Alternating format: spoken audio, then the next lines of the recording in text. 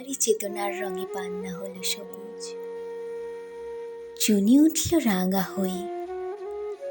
আমি চোখ মেললুম আকাশে, জ্বলে উঠল আলো পূবে পশ্চিমে।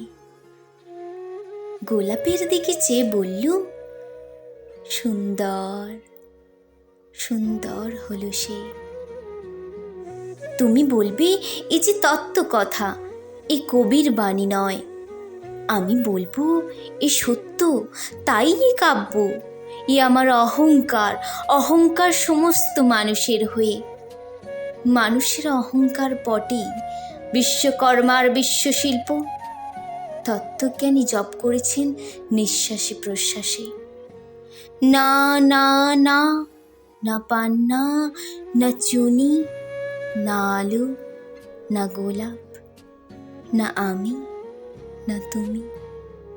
ওদিকে অসীম যিনি, তিনি স্বয়ং করেছেন সাধনা মানুষের সীমানায়, তাকেই বলে আমি। সেই আমির গহনে আলো আধারে ঘটল সঙ্গম, দেখা দিল রূপ, জেগে উঠল রস। না কখন ফুটে উঠে হলো হাঁ, মায়ার মন্ত্রে, রেখায় রঙে, সুখে দুঃখে। একে বলো না তত্ত্ব, আমার মন হয়েছে পুলকিত। বিশ্ব আমি রচনার আসরে, হাতে নিয়ে তুলি, পাত্রে নিয়ে রং।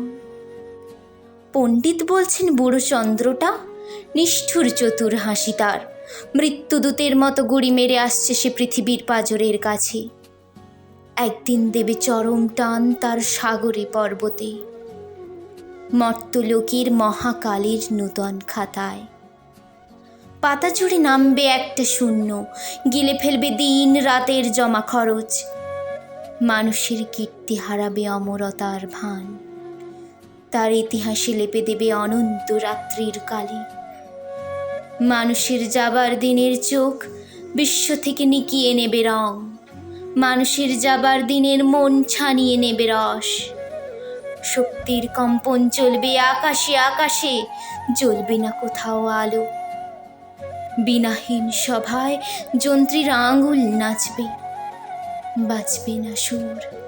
সেদিন কবিতাহীন বিধাতা একা রবেন বসে, নীলিমাহীন আকাশে ব্যক্তিত্বহারা অস্তিত্বের গণিত তত্ত্ব নিয়ে।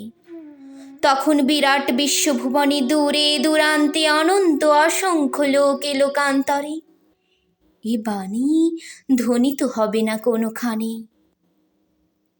তুমি সুন্দর, আমি ভালোবাসি। বিধাতা কি আবার বসবেন সাধনা করতে? যুগ যুগান্তর ধরে প্রলয় সন্ধ্যায় জপ করবেন, কথা কও, কথা কও। বলবেন, বলো তুমি সুন্দর। বলবেন, বলো আমি ভালোবাসি।